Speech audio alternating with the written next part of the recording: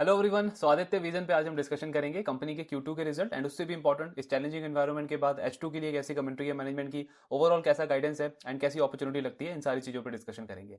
सो Aditya vision electronic retailer है, refrigerator, AC और ये जो आपके कूलिंग प्रोडक्ट्स होते हैं ये इनका सबसे इंपॉर्टेंट पार्ट कंट्रीब्यूट करते हैं इनके टोटल रेवेन्यू में पूरे फर्स्ट हाफ के अंदर। इनफैक्ट सिर्फ अगर आप एसी देखोगे ना तो 45 से 50% का रेवेन्यू इस कंपनी का एसी से आता है पूरे फर्स्ट हाफ में 6 मंथ्स के अंदर। एंड Q1 की अगर हम बात करें तो मोर देन 50% रेवेन्यू कंपनी का एसी से आता है। अब जिस तरीके का ये सीजन गया है पूरा आपका समर सीजन, उसमें हमने ऑलरेडी देखा जो मैन्युफैक्चरर्स हैं, जो ब्रांड्स हैं, सबका ग्रोथ जो है वो या तो ग्रोथ रेट डिक्लाइन हुआ है या फिर ग्रोथ कंपनी की नेगेटिव आई है Q1 प्लस Q2 के अंदर।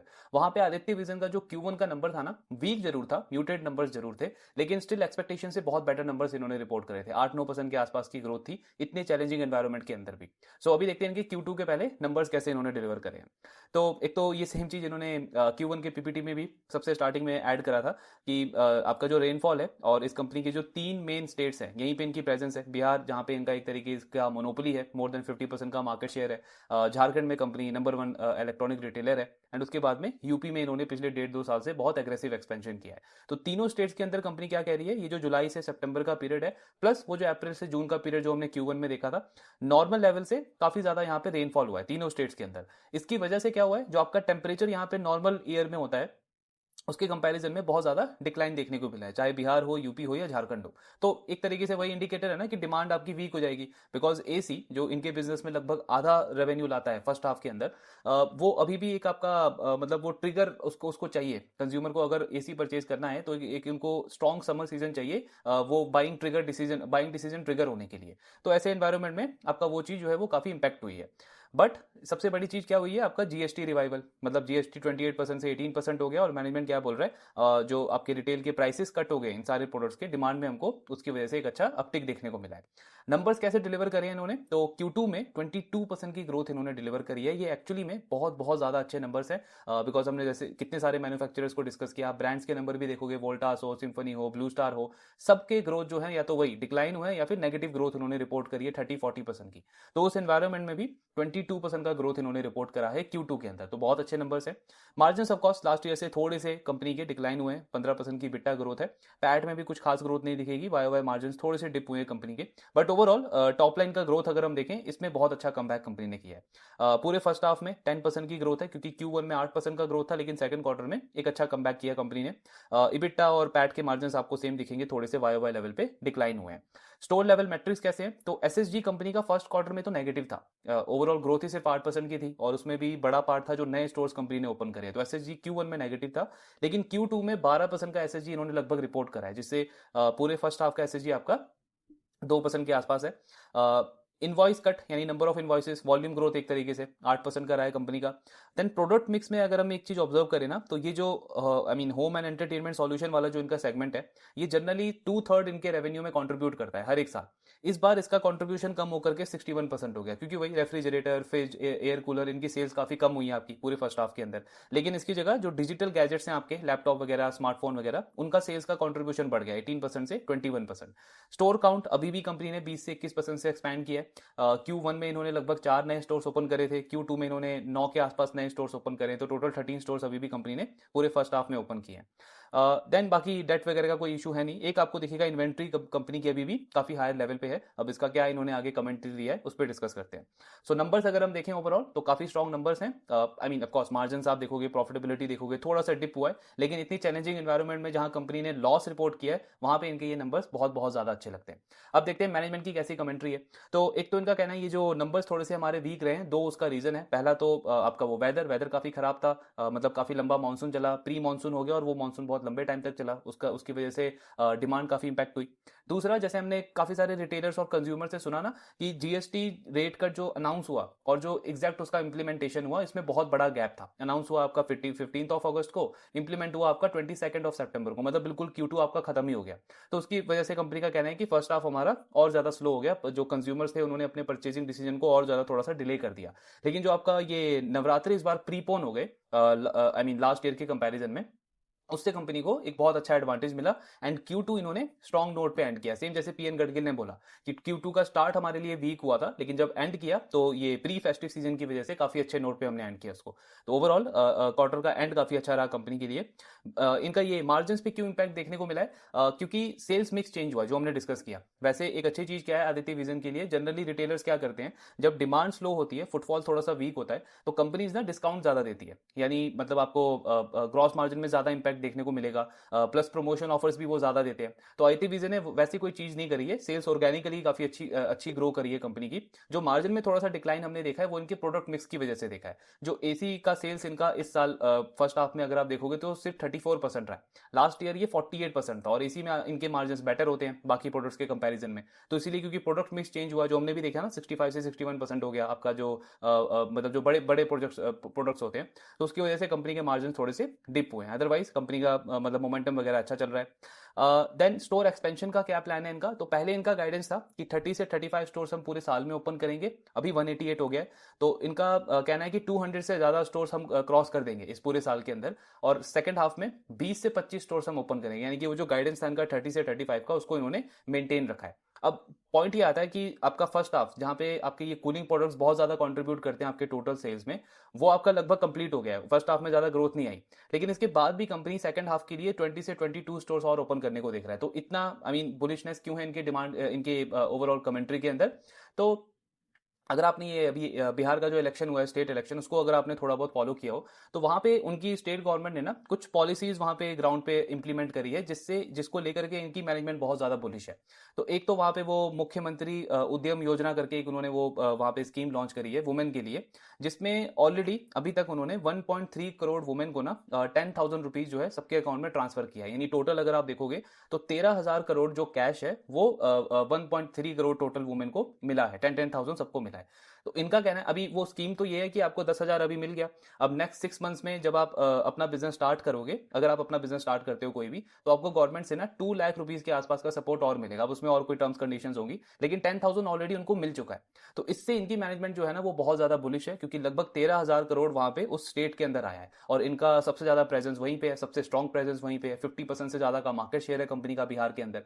तो इनकी मैनेजमेंट का कहना है कि ये जो 13,000 करोड़ का जो कैश आया है ना, ये डायरेक्टली इनडायरेक्टली हमारे बिजनेस को प्लस जो अदर रिटेलर्स हैं उनको बहुत ज्यादा बेनिफिट करेगा, और ओवरऑल जो स्टेट का कंजम्पशन है वो बहुत तेजी से ग्रो करेगा, सिर्फ 1-2 क्वार्टर नहीं, प्लस मीडियम टर्म के लिए, मतलब सिर्फ शॉर्ट टर्म का इंपैक्ट नहीं, नियर टू मीडियम टर्म में कंपनी इस चीज को लेकर के काफी बुलिश है।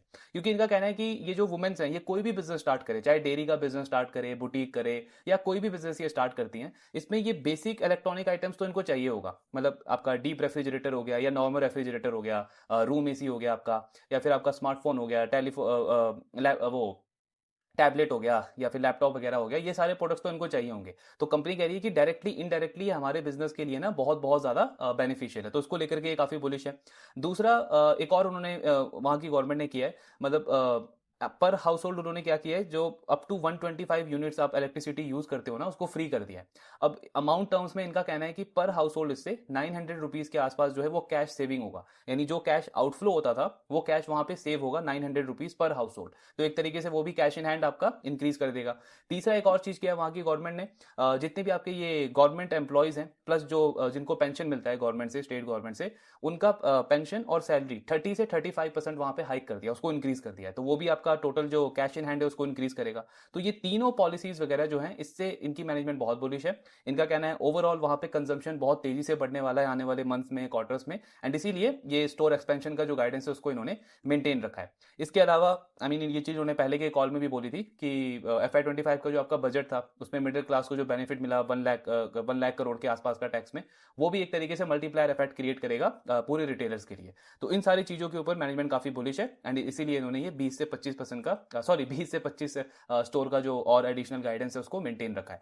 प्लस कंपनी का कहना है कि एग्जैक्ट रेवेन्यू गाइडेंस नहीं दिया इन्होंने, लेकिन जो उनका मतलब मीडियम टर्म का जो गाइडेंस है 20 से 25% का ग्रोथ का, इनका कहना है ये सारे जो पॉलिसी जो मेजर्स ऐड करे हैं गवर्नमेंट ने, इससे Q3 Q4 में हम इससे भी बेटर नंबर्स रिपोर्ट कर सकते हैं, यानी 20-25% से भी ज्यादा बेटर रेट से हम ग्रो कर सकते हैं Q3 प्लस Q4 के अंदर। तो ग्रोथ को लेकर के काफी काफी ज्यादा कॉन्फिडेंट है।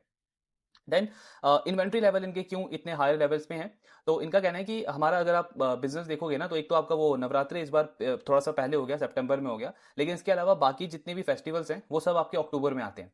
प्लस अनलाइक जो बाकी बिजनेसेस को हम देखते हैं रिटेल में या आपका ज्वेलरी बिजनेसेस के अंदर, उनके लिए मेन आपका फेस्टिव सीजन जो है ना वो दिवाली तक ही रहता है, क्योंकि उनकी जोग्राफिक प्रेजेंस थोड़ी सी अलग है या फिर उनका पैन इंडिया रीच है। ये जो है ये काफी कॉन्सेंट्रेटेड प्लेयर है, और अगर आप इनकी जोग्राफिक प्रेजेंस देखोगे, यूपी हो गया, बिहार हो गया, झारखंड हो गया, तो उसमें दिवाली के बाद एक और सबसे बड़ा फेस्टिवल आता है उन उन स्टेट्स के अंदर, वो है आपका छठ पूजा। तो कंपनी का कहना है छठ पूजा के ड्यूरेशन में भी हमको बहुत स्ट्रांग डिमांड देखने को मिलती है। तो क्योंकि हमारा फेस्टिव सीजन थोड़ा सा लंबा होता है हमारे स्टेट्स के अंदर, इसीलिए एडिशनल इन्वेंट्री हमको बिल्ड करके रखनी पड़ती है। और इनका कहना है कि आई मीन Q3 के एंड तक आपको दिखेगा ये इन्वेंट्री हम क्लीन कर देंगे, लिक्विडेट कर देंगे, लेकिन जब Q3 का रिजल्ट आएगा तब माइट भी आपको देखे हमारी इन्वेंट्री लेवल स्टिल थोड़े से एलिवेटेड लेवल्स पे है। अब ऐसा क्यों? वो जो बी नॉर्म्स इस बार चेंज हो रहे हैं ना, एनर्जी नॉर्म्स चेंज हो रहे हैं, उसको लेकर के एक स्ट्रेटेजिक डिसीजन इन्होंने लिया है। मतलब बिजनेस में एक नई स्ट्रेटेजी कंपनी फॉलो कर रही है। इनका कहना है जब ये एनर्जी नॉर्म्स चेंज होंगे तो जो आपके नए प्रोडक्ट्स आएंगे, आपका नया एसी मॉडल आएगा, नया रेफ्रिजरेटर का मॉडल आएगा, उसके प्राइसेस थोड़े से मतलब हायर लेवल पे होंगे जो अभी इनके प्राइसेस हैं। जनरली एसी का इन्होंने बताया 7 से 8% का प्राइस उसका इंक्रीज हो जाएगा 1 जनवरी से, जब भी आपका ये एनर्जी नॉर्म अप्लाई होगा। तो जो आपके मैन्युफैक्चरर हैं और जो आपके ये ब्रांड्स हैं, उनको तो नया मॉडल लाना पड़ेगा मार्केट के अंदर। तो अभी वो क्या करेंगे, दिसंबर के एंड से ना जो भी उनके पास पुराने मॉडल्स हैं वो रिटेलर डीलर को डिस्काउंट पे देना शुरू कर देंगे, मतलब अपनी इन्वेंट्री एक तरीके से क्लीन करेंगे। तो इनका कहना है हम उसमें ये स्ट्रेटेजी फॉलो कर रहे हैं कि ये Q3 के एंड में ये सारे ब्रांड से डिस्काउंट वगैरह पे वो सारे मॉडल्स ले लेंगे जो पुराने मॉडल्स हैं, और उसके बाद जब नए मॉडल्स आएंगे मार्केट में उनका प्राइस होगा आपके हायर लेवल पे, 7 से 8% के प्राइसेस मतलब उनके ज्यादा होंगे, और पुराने मॉडल आपके सस्ते होंगे, प्लस हमको और सस्ता मिलेगा ब्रांड से डिस्काउंटिंग वगैरह की वजह से। तो वहां पे हम अपनी सेल्स को भी इंक्रीज कर सकते हैं, at the same time margin भी थोड़ा सा हम वहां पे एक्स्ट्रा बना सकते हैं, क्योंकि एक तो हमको मिलेगा डिस्काउंट में, और कस्टमर को भी हम थोड़े से और डिस्काउंट के साथ में बेच सकते हैं। तो सेल्स वॉल्यूम भी इंक्रीज हो जाएगा, प्लस हमारा मार्जिन में भी अपटिक देखने को मिलेगा। तो ये इसकी वजह से इन्होंने मतलब इन्वेंट्री लेवल का गाइडेंस दिया है कि Q3 में भी शायद थोड़ा सा आपको हायर लेवल पे दिखे। बाकी इनका कहना है कि मतलब जो अभी आपको इन्वेंट्री दिख रही है उसको देकर के हम काफी कंफर्टेबल हैं, ये फेस्टिव सीजन में क्लीन हो जाएगा। रेफ्रिजरेटर का डिमांड तो वैसे भी आपका पूरे साल में रहता है, वो इतना सीजनल नहीं है। एसी जरूर सीजनल है, लेकिन उसको भी लेकर के मैनेजमेंट काफी कॉन्फिडेंट है कि ऐसा कोई बहुत बड़ा रिस्क उसमें ये देख नहीं रहे हैं। प्लस अगेन ये जो गवर्नमेंट का ये जो स्टेट गवर्नमेंट ने जो पॉलिसीज वगैरह करी है बिहार में, उसको लेकर के कंपनी कह रही है हमको ना वॉल्यूम प्लस वैल्यू दोनों में ग्रोथ देखने को मिलेगा। वॉल्यूम ग्रोथ तो आएगा ही, प्लस जो ये कंज्यूमर्स हैं ये आपके हायर टिकट साइज के आइटम्स भी परचेज करेंगे। ये नहीं कि मोबाइल गैजेट की आई मीन डिजिटल गैजेट की शॉपिंग ज्यादा होगी, जो आपके लार्ज डोमेस्टिक अप्लायंसेज हैं उनकी सेल्स भी ज्यादा होगी। तो हमको एवरेज सेलिंग प्राइस में भी अपटिक देखने को मिलेगा और साथ में वॉल्यूम ग्रोथ भी देखने को मिलेगा। तो ये ड्यूअल बेनिफिट कंपनी इससे एक्सपेक्ट कर रही है। करंट डिमांड भी इनका कहना है कि फेस्टिव सीजन तो कंप्लीट हो चुका है, लेकिन स्टिल हमारे स्टोर पे बहुत स्ट्रांग हम डिमांड देख रहे हैं, अनलाइक जो पहले के सालों में होता था कि फेस्टिव सीजन के बाद थोड़ी सी सॉफ्टनेस देखने को मिलती थी। एक्चुअली अगर आप आरती विजन का लास्ट ईयर का Q3 का कॉल देखोगे ना, Q3 ऑफ FY25, जहां पे पूरे इंडस्ट्री में बातें हो रही थी कि अर्बन डिमांड काफी स्लो हो गया है। हर एक कंज्यूमर कंपनी के मैनेजमेंट को सुनोगे उनका सेम कमेंट्री था कि अर्बन डिमांड काफी स्लो है, वीक है, इतना ज्यादा अपटिक हमको देखने को नहीं मिल रहा। उस एनवायरमेंट में इनकी मैनेजमेंट ने काफी स्ट्रॉन्ग गाइडेंस दिया था Q4 के लिए। क्यों दिया था? क्योंकि यूपी में वो आपका महाकुंभ हुआ था, और उससे इनका कहना था कि जो भी वहाँ की जो लोकल छोटे छोटे बिजनेसमैन हैं, कोई स्ट्रीट वेंडर्स हैं, उनके हाथ में ना बहुत ज्यादा कैश आया है, बिकॉज ओवरऑल इकोनॉमी यूपी की काफी तेजी से ग्रो करी है। तो उसको लेकर के इन्होंने गाइडेंस दिया था कि अगले जो कुछ क्वार्टर्स है ना ये हमारे लिए बहुत स्ट्रांग होंगे। और फिर सेम अगर आप इनका Q4 का रिजल्ट देखोगे, Q4 ऑफ FY25 का, इन्होंने लगभग 30% का ग्रोथ रिपोर्ट किया था। मतलब पिछले 3 सालों में सबसे बेस्ट Q4 रहा था इस कंपनी के लिए, जो ये Q4 ऑफ FY25 किया है। तो ये आपको क्या दिखा रहा है कि इस मैनेजमेंट को ना, मतलब ये जो ग्राउंड पे जो चीजें होती हैं, मतलब कहीं पे कोई बड़ा इवेंट हो रहा है किसी स्टेट के अंदर, या फिर अगर ऐसी गवर्नमेंट अगर कुछ ऐसा पुश कर रही है, पॉलिसीज वगैरह लेकर के आ रही है, तो ये उन चीजों को बहुत अच्छे से असेस कर पाते हैं कि हमारे बिजनेस से वो डायरेक्टली कितना ज्यादा मतलब हमको बेनिफिट कर सकता है। तो ये जो ये गाइडेंस दे रहे हैं Q3 Q4 या आने वाले क्वार्टर्स के लिए, तो ये रिलायबल है। मतलब एक्चुअली में कंपनी बहुत अच्छे नंबर्स रिपोर्ट कर सकती है आने वाले क्वार्टर्स के अंदर। तो बाकी तो ओवरऑल यही है। हाँ, डिमांड वगैरह इन्होंने अभी भी स्ट्रांग बताया काफी। एक और लास्ट पॉइंट अगर हम डिस्कस करें, तो अगर आप इनका लास्ट 2-3 साल का इन्वेंट्री लेवल देखोगे ना एब्सोल्यूट टर्म्स में, तो वो भी इंक्रीज हुआ है, प्लस इन्वेंट्री डेज भी कंपनी के इंक्रीज हुए हैं। बट इसके साथ में हमको ये भी देखना होगा कि बिजनेस की ग्रोथ क्या रही है। तो इन्वेंट्री लेवल आई थिंक इनका लास्ट 3 साल में लगभग 3x हो गया, 3 गुना इन्वेंट्री बढ़ गई है। लेकिन रेवेन्यू भी अगर हम देखें तो वो भी आपका मोर देन 2x हो गया है पिछले 3 साल के अंदर।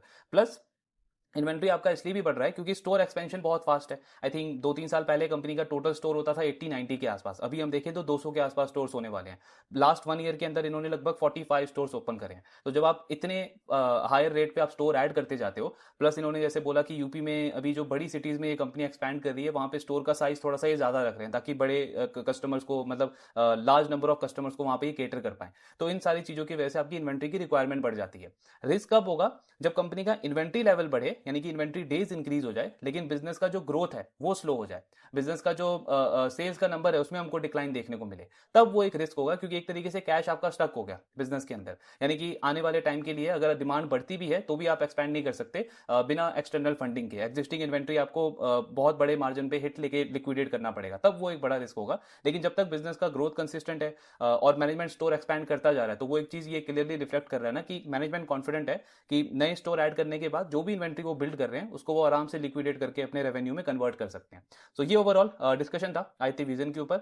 नंबर्स अच्छे हैं, अगर आप सिर्फ प्रॉफिटेबिलिटी को ना देखो और पूरा होलिस्टिक पिक्चर देखो, एंड इससे भी इंपॉर्टेंट जो H2 का और आने वाले क्वार्टर्स का इन्होंने गाइडेंस दिया है वो काफी काफी ज्यादा स्ट्रॉन्ग है। इनफैक्ट इनसे Q1 ऑफ FY27 के बारे में भी पूछा गया कि ये समर सीजन तो गया, बट जो फर्स्ट क्वार्टर होगा FY27 का, उसमें आपकी क्या एक्सपेक्टेशन है? तो उनका कहना है कि अगर वो समर सीजन नॉर्मल रहा, मतलब हर साल जैसी गर्मी बढ़ती है वैसी बढ़ी, इस साल की तरह प्री मानसून नहीं देखने को मिला, तो कंपनी का कहना है कि वहां पे हम बहुत स्ट्रॉन्ग नंबर्स रिपोर्ट कर रहे हैं, एक्सपेक्ट कर रहे हैं, क्योंकि इस साल का एक तो लो बेस इफेक्ट है, काफी खराब नंबर था Q1 का इस साल का, और अगले साल मतलब ये जो अभी जो एक्स्ट्रा कैश आया है वहां के लोगों के पास में, प्लस समर सीजन अगर स्ट्रांग रहा तो कंपनी उसमें काफी अच्छे नंबर्स एक्सपेक्ट कर रही है। तो ये ओवरऑल कमेंट्री है इनकी मैनेजमेंट की। अब अगर आप इनका वैल्यूएशन वगैरह देखोगे तो वैसे तो उन्होंने गाइडेंस दिया है कि हम 20-25% से ज्यादा बेटर नंबर्स रिपोर्ट कर सकते हैं Q3 Q4 में, बट स्टिल अगर हम कंजर्वेटिव बेसिस पे अज्यूम करें कि 25% का ग्रोथ रहता है कंपनी का, तो फर्स्ट हाफ में इनका पैट आप देखोगे तो लगभग 65 करोड़ का है, 60-65 करोड़ के आसपास है। तो अगर 25% से कंपनी ग्रो करती है तो सेकंड हाफ में जो उनका पैट है वो 50 करोड़ का है, यानी फुल ईयर का जो नेट प्रॉफिट है कंपनी का ना, वो 120 करोड़ का बनता है। अगर इससे ज्यादा नंबर इन्होंने अच्छे नंबर इन्होंने रिपोर्ट कर दिए 30%, 35% और स्ट्रॉन्ग ऑपरेटिंग लिवरेज कंपनी को मिला, तो उस केस में कंपनी का जो पैट है वो 140 से 150 करोड़ हो जाता है। लेकिन वो बहुत बेस्ट के सिनेरियो में लेके चल रहे हैं, नॉर्मल बेस के सिनेरियो में आपका 120-130 करोड़ के आसपास का पैट होना चाहिए। तो फॉरवर्ड पी अगर आप देखोगे ना इनका, तो 50 से 60 के बीच में बनता है, मतलब 58-57 के आसपास अगर 120-130 करोड़ का पैट रहता है, और अगर बहुत अच्छा ऑपरेटिंग लेवरेज मिल गया और ग्रोथ भी अच्छी रही तो आपका 150 करोड़ का पैट, यानी कि 50 के आसपास का फॉरवर्ड पी। तो अगर आप वैल्यूएशन के बेसिस पे देखोगे ना, तो ऑफकोर्स मतलब अनकंफर्टेबल लगता है, वैल्यूएशन ज्यादा लगता है इसके स्टॉक का, क्योंकि बिजनेस का फॉरवर्ड पी ही 50 या 60 के आसपास आ रहा है, जबकि ग्रोथ है बिजनेस की 20 से 25% की। लेकिन ये जो बिजनेसेस है ना, आदित्य विजन जैसा जो बिजनेस हो गया, इसमें आई मीन करंट वैल्यूएशन या फॉरवर्ड पी आपको मोस्ट ऑफ द टाइम ऐसा ही दिखेगा, मार्केट इनको ज्यादा वैल्यूएशन ही देता है। आपको ये देखना पड़ेगा कि इनका ट्रैक रिकॉर्ड क्या है, लास्ट 5 साल में, 3 साल में, 10 साल में इन्होंने कैसी परफॉर्मेंस रखी है, प्लस कंपनी के रिटर्न रेशियोज कैसे हैं, फंडामेंटल्स कैसे हैं, आरओई आरओसी तो इस कंपनी का आई थिंक इंडस्ट्री में वन ऑफ द बेस्ट है, और उसके ऊपर से आगे की अपॉर्चुनिटी क्या है, मतलब स्कोप ऑफ ग्रोथ क्या है, आगे का पोटेंशियल कितना है इस कंपनी के पास में। तो ट्रैक रिकॉर्ड आप देखो 10 साल का, 3 साल का, 5 साल का, 25 से 30% के रेट पे company on an average grow करती हुई आई है, ऑपरेटिंग लिवरेज काफी अच्छा मिला है, रिटर्न रेशियो सुपर स्ट्रॉन्ग है कंपनी के, और आगे का जब आप पोटेंशियल देखते हो तो इस कंपनी की जो प्रेजेंस है ना इन 3 स्टेट्स के अंदर, ये काफी एक तरीके का यूनिक एडवांटेज देती है इनको, क्योंकि हर एक स्टेट के अंदर इनका market share quarter after quarter, year after year हम देख रहे हैं कि ग्रो करता जा रहा है। बिहार में, यूपी में, झारखंड में जितने भी जो ऑर्गेनाइज रिटेलर सेंटर हो रहे हैं, इनको बहुत बार पूछा भी गया कि जैसे ये क्रोमा हो गया, रिलायंस हो गया, या आपका विजय सेल्स हो गया, ये सारे प्लेयर्स जब उन स्टेट्स के अंदर एंटर कर रहे हैं तो आपका मार्केट शेयर मतलब वो कैप्चर क्यों नहीं कर पा रहे हैं, आप स्टिल इतने बेटर रेट पे कैसे ग्रो कर पा रहे हो?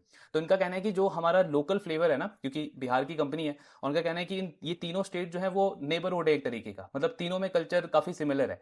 तो वो जो लोकल एडवांटेज है वहां पे, जो एक लोकल फ्लेवर हम ऐड करते हैं, वहां के कस्टमर्स को बहुत अच्छे से जानते हैं, उनका उनका सीजन, उनका बिजनेस, उनका जो भी नेचर है उसको हम बहुत अच्छे से समझते हैं, तो वो एक काफी स्ट्रॉन्ग कॉम्पिटेटिव एज देता है हमको। तो उनको ये जो कॉर्पोरेट रिटेलिंग होती है, जैसे ये क्रोमा, रिलायंस वगैरह का हो गया, इसके साथ में वो इतना कंफर्टेबल फील नहीं करते, तो ये हमको एक एज देता है, जिसकी वजह से हम बिहार में भी ग्रो कर पाए, more than 50% market share, Jharkhand में उसको रेप्लिकेट किया, और अब कंपनी यूपी के अंदर उसको रेप्लिकेट कर रही है। इसके ऊपर से इसका मतलब क्या है कि अगर नए प्लेयर्स आते भी हैं तो भी कंपनी अपने मार्केट शेयर को प्रोटेक्ट कर पा रही है, इसीलिए मार्केट ऐसा वैल्यूएशन दे रहा है। दूसरा, इसके साथ में अगर आप देखो तो ये तीनों स्टेट्स में ना, मतलब एक तो वैसे हमारे इंडिया में ये सारे प्रोडक्ट्स का अंडर पेनिट्रेशन वैसे ही काफी ज्यादा है, चाहे आप एसी को देखो, एसी का पेनिट्रेशन आई थिंक 10 से 12-13% के आसपास है, वाटर प्यूरिफायर का पेनिट्रेशन भी आपका लेस देन 10% के आसपास है, रेफ्रिजरेटर हो गया, वॉशिंग मशीन हो गया, ओवरऑल इंडिया लेवल पे इसका पेनिट्रेशन काफ़ी कम है। प्लस इन तीनों स्टेट्स में, मतलब बिहार हो गया, यूपी हो गया, झारखंड हो गया, नंबर ऑफ हाउस होल्ड जिनमें आपके ये तीन core products, refrigerator, washing machine और एसी, ये तीनों core products in number of house hold में अगर आप इन तीनों स्टेट्स में देखोगे तो लेस देन 10% है। यानी 10% भी ऐसे घर नहीं है जिन जिन घरों में ये तीनों प्रोडक्ट्स हों। तो मतलब स्कोप ऑफ ग्रोथ बहुत ज़्यादा है, क्योंकि यहाँ पे तो बहुत डीप अंडर पेनिट्रेशन है ना, और इस कंपनी की काफ़ी स्ट्रॉन्ग पकड़ है। अब तो बस आपको और वॉलेट शेयर गेन करते जाना है और डीपली पेनिट्रेट करते जाना है, जो ये कंपनी अभी इन तीनों स्टेट्स के अंदर कर रही है। तो इस वजह से इनका जो ग्रोथ का आउटलुक है ना, जो ग्रोथ का रनवे हम बोलते हैं, वो काफ़ी काफ़ी लंबा हो जाता है। मतलब ऐसा नहीं कि सिर्फ आपका एक दो क्वार्टर का ग्रोथ है या एक दो साल का ग्रोथ है। ये जो कंपनी पिछले 10 साल से ग्रो करती हुई आई है, प्लस अगले 5 साल का जो उनका गाइडेंस है 20 से 25% का, इसको कंपनी बहुत आराम से आने वाले सालों तक मेंटेन रख सकती है। तो वो जो लंबा ग्रोथ रनवे है ना, उसकी वजह से मार्केट इसको ये प्रीमियम वैल्यूएशन देता है। इसीलिए आपको मोस्ट ऑफ द टाइम दिखेगा कि इसका P, forward P high level पे ही रहेगा। अगर आप ईवी टू बिटा के बेसिस पे देखोगे तो भी काफी एक्सपेंसिव लगेगा लगेगा स्टॉक, बट जो इसके फंडामेंटल्स हैं उसके साथ में हमको देखना पड़ेगा। तो अगर मैं मतलब इस तरीके के स्टॉक में अगर बेट ले रहा हूँ, तो मुझे मेरा जो पॉइंट ऑफ व्यू है ना, वो थोड़ा सा डिफरेंट होना चाहिए। सिर्फ मैं फॉरवर्ड पी और ईवी टू बिटा के बेसिस पे नहीं दे सकता। कंपनी के पास में स्कोप क्या है आगे 3 साल, 5 साल, 10 साल के बेसिस पे, और उसके साथ में कंपनी कितना सस्टेन कर सकती है इस ग्रोथ को, तो वो रिटर्न रेशियो तो है इनके स्ट्रॉन्ग। तो ये सारी चीजें हैं। बाकी ऑफकोर्स उसके साथ में हमें ये भी देखना है कि मेरा जो एग्जिस्टिंग पोर्टफोलियो है उसमें मैं मतलब ऑलरेडी कितने इस तरीके के मॉडल हैं, कितना इसको मैनेज कर सकता हूँ, वो सारी चीजें देख के ऑफकोर्स हमको डिसाइड करना है। बाकी आउटलुक बिजनेस का स्ट्रॉन्ग है। H2 प्लस आने वाले क्वार्टर्स के लिए कंपनी बहुत बुलिश है, बहुत कॉन्फिडेंट है। ट्रैकिंग इसका कंटिन्यू रखेंगे। आपके जो भी डाउट्स है शेयर करते रहिए। Thank you very much.